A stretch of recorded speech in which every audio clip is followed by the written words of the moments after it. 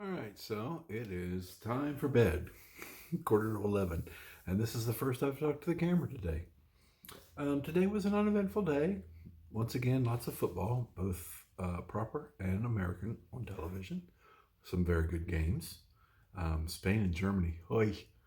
Uh, 10K row. And for the first time in ages, I hit the old punching bag back there for a while. Not a whole lot. Trying to incorporate some new things for my friend Sarah, who's kind of new to working out, and I wanted to get back to it. I do enjoy doing that. Not really sure why I got away from it, but everything's cyclical. It's like I haven't done kettlebell swings in a week or more. I don't know, and I haven't touched my mace in a while. You just kind of you don't want to get bored, so you change it up, and then sometimes things fall through the crack, and next thing you know, it's been forever since you did them, and that's okay as long as you're doing something. Um, so anyway, I foresee myself doing that again probably tomorrow. I did enjoy it some today, and I didn't do a lot. 5 rounds, 20 seconds each, so that's not even two full minutes of punching, but mixed it in with some step ups, and that was a good little burst for some post cardio intervals. Um, I'm pretty beat. Shower number one of 3 extras. Actually, it's not really 3 extras for Walt. So excuse me, they give you a kind of a schedule to follow for that stuff prior to surgery, and so they said Sunday night, Monday night, Tuesday morning shower. Well, Monday is normally a shower day for him anyway, so I won't say that's an extra shower. We'll call it an additional 2. We're doing 2 additionals, which one was tonight. And I waited to do it till right before dinner. And then I'll probably do the same thing tomorrow. And not that he'll go to bed any earlier, but we got to get up pretty damn early Tuesday morning. It's got to be at the hospital for surgery at 6, and it's in Spartanburg, and we have to shower before we leave. So I'm thinking we'll probably get up around 4. 4, give me an hour to get us both awake and showered. Well, I probably won't shower the night before, and then drive up there. Thankfully, hopefully, at that time of morning, we won't have any traffic issues, and we should be able to get there a lot quicker than we have when we've gone during the day. But like I said, that's over the next couple days. Obviously, I hope the surgery goes well, successful, quick. Quick because I'd really like to be home in time to watch the United States play Iran in the World Cup. If it comes down to it, I am prepared to watch it on my phone if I have to. And if we're driving at that particular time, 2 p.m., the Sirius XM has it on the radio, so I'd at least be able to listen to it. It's do or die. It's win or go home for the U.S. Our effort against England was superb. An effort like that might be enough to get us through, but we got to hit net. We're not going anywhere if we don't hit net. So there's that. Anyway, and then I work Wednesday, and I have a massage stretch session on Wednesday afternoon. Thursday's another shower day. Friday's another work day, and I got something else to do, and I don't remember now what.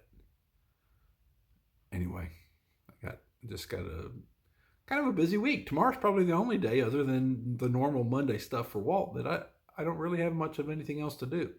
So that means tomorrow I got more stuff to do because I want to get stuff done that I would otherwise do later in the week. Probably should go for groceries. I did get all my laundry out of the way Friday and Saturday, and I'm on a good pace so far with the holiday challenge. Have I talked about the holiday challenge yet? Love the holiday challenge. There's just something about it, and I think a lot of it has to do with the timing. A good row challenge at the end of the year is probably a good idea. Get me kind of psyched for starting January 1 off with a bang. The holiday challenge for Concept 2 runs from Thanksgiving Day to Christmas Eve. I'm not sure why not Christmas Day, except they don't maybe want to encourage people to row on Christmas when they should be with their family. I guess. I don't know. Doesn't apply. For the challenge, 100,000 meters gets you a certificate of completion or something. I don't know what. 200,000 meters gets you a very nice, although, I mean, it is what it is, a very nice acrylic pen with a unique design with the year on it. So they are each, I mean, it's a new thing every year. And I think I've done it for at least 3 years in a row, maybe 4. I'll have to dig them out and see. Um, so I'd like to keep that streak going. Last year, I seem to recall that I went crazy and did like 300 and something thousand meters. I had a partner that was rowing too, and we were kind of pushing each other. I'm not doing that again. It's great and all, but yeah, I'm in a different headspace this year. I'm not doing 300 plus. I've done that a couple of times where we've done 300,000 meters in a month. That's brutal. So, um, yeah, that got me thinking too. So I've gotten several acrylic pens from Concept 2. They're really good about motivating you to be active with it. And it's such a silly motivation, but it works. For me, it does. And I know I've experienced that at the YMCA, that sometimes you get motivated by the dumbest things. We used to get these t-shirts at the Y, and there was nothing to it. It was a t-shirt with some sort of Y logo printed on it, and we'd give that away for some sort of effort, and people would go nuts. They just would. It's just one of those things like, what, I get a t-shirt? Oh my God, yeah. Who do I have to kill? So with Concept 2, when you hit 1 million meters in the logbook, you get a t-shirt. When you hit 5 million meters, you get a long sleeve t-shirt. And I think at 10 million meters, you get a sweatshirt. But along with those, you also get an acrylic pen. If you do a half marathon or a full marathon, you get a pen. And then I think if you do the 50,000 meter row or a 100,000 meter row, you get a pen. I'm sorry. 50,000 is insane. 100,000 is practically inhuman or superhuman. I did a marathon one time on the rower. That's 42,197 meters, if I remember correctly. And you have to put in the exact number. I was very well prepared. I mean, I knew what to expect. I'd been training for it. I just didn't jump in with both feet. So I had my rower, and on one side, I had a chair with some towels and a change of visor so I could keep the sweat from dripping down my face. I would just change the visor periodically. Dry sweatbands if I needed to change that. You do not want to row with wet hands or sweaty hands. I kept a chalk bag there. On the other side of me, I had my weight bench sitting with water, Gatorade, pickles, and pretzels. I didn't use a Libre then, a CGM, so I couldn't just scan and check my blood sugar, but I knew that I was going to need to fuel up along the way. I put a 4-hour playlist on my phone. I guess I didn't have TV out here then, which is kind of even crazy to think about at this point. And then I went. I just went. I didn't go hog wild on pace or anything like that. But having the opportunity to look at other people who have done marathons and what their time was, I have to say that mine wasn't terrible. It was like 3 hours and 34 minutes, if I remember correctly. Now, that's a long time to do any kind of cardio. That's a really long time to do a cardio where you're sitting and completely reliant on both of your hands. Now, yes, you could, if you wanted to, row with one hand. It's not good for your rower, probably not good for your body either. And I don't think Sarah likes to see me suffer when I'm doing those things. And she came out and asked. I was really, really close to being done, like probably less than 500 meters away from finishing.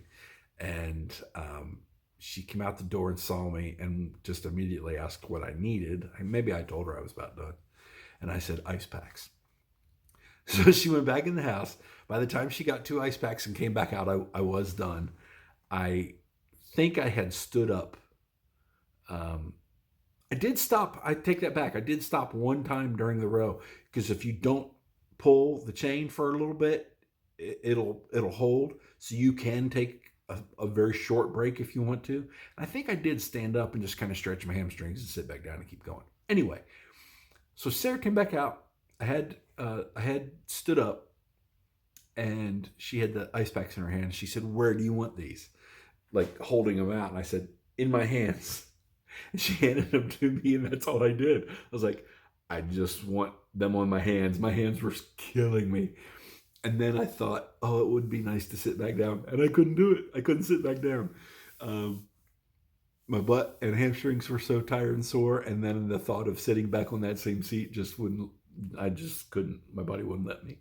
So I walked around my driveway with ice packs in my hands for a little while to kind of come down. Um, didn't destroy me. I mean, I probably took a couple of days to recover. But I didn't have to like go to the hospital or get IV or anything like that. But I did kind of decide that day that there was no reason I should ever do that again, um, and I probably won't.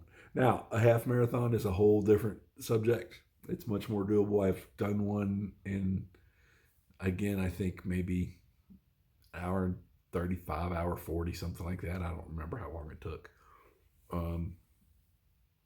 But yeah, anyway.